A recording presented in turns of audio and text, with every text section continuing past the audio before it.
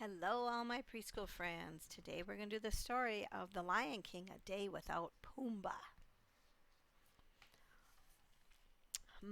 Said Timon, the meerkat. Breakfast time, come to daddy, you tasty little critters. Timon was showing Simba the lion cub how to catch some very sneaky bugs in the jungle.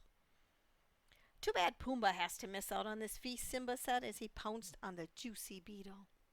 I haven't seen him since sunup, Timon replied.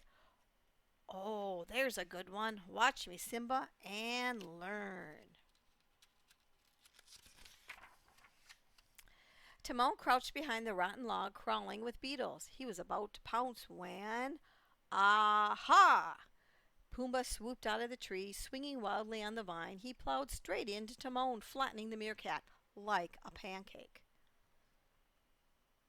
Oops, sorry, Timon, Pumbaa said, picking himself up. Sorry, shouted Timon.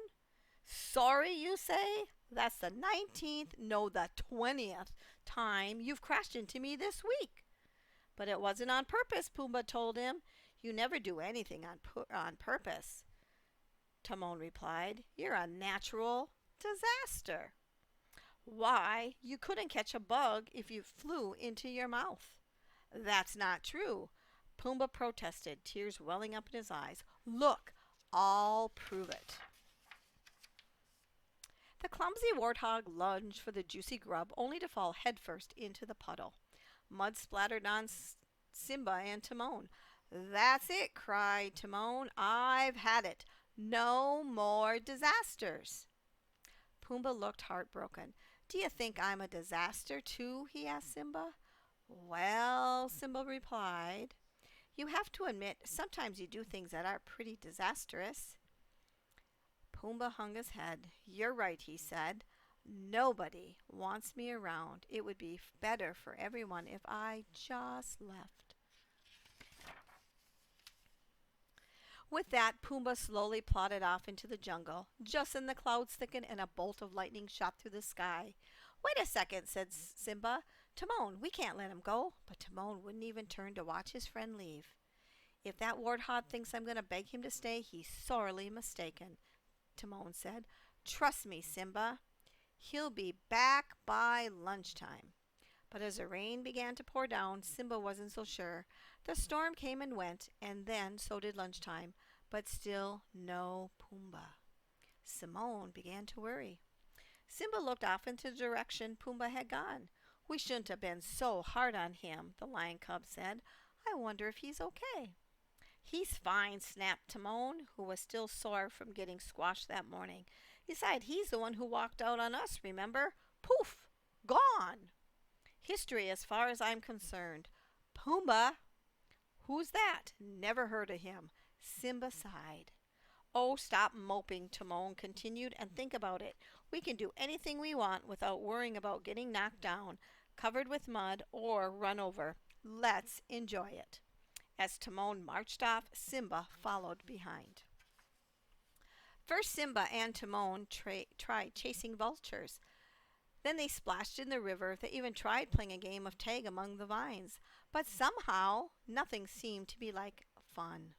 Something or someone was always missing. So what do you want to do now? Timon asked Simba. I don't know, said Simba. What do you want to do? I asked you first, said Timon. The sun began to dip below the horizon. Timon sighed. And he admitted to himself it was also possible that he missed Pumbaa. Just a little.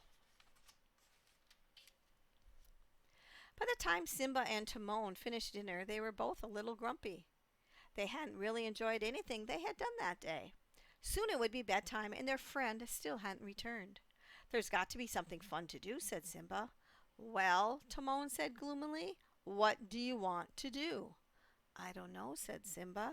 What do you want to do? I don't know.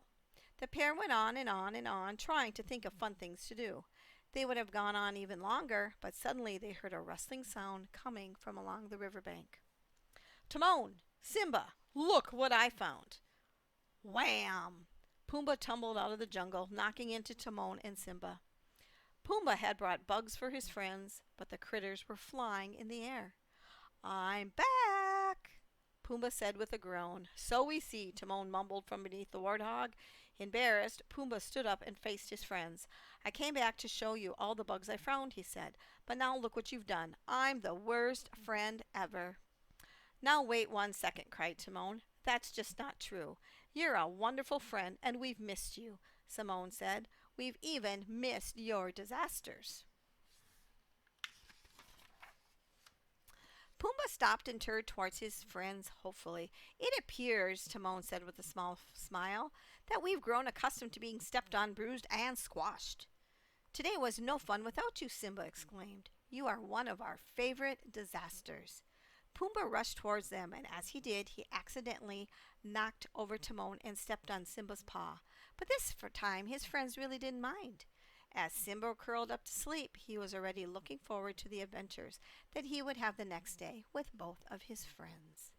So that is the story of Simba, Timon, and Pumbaa. Join me tomorrow for another story.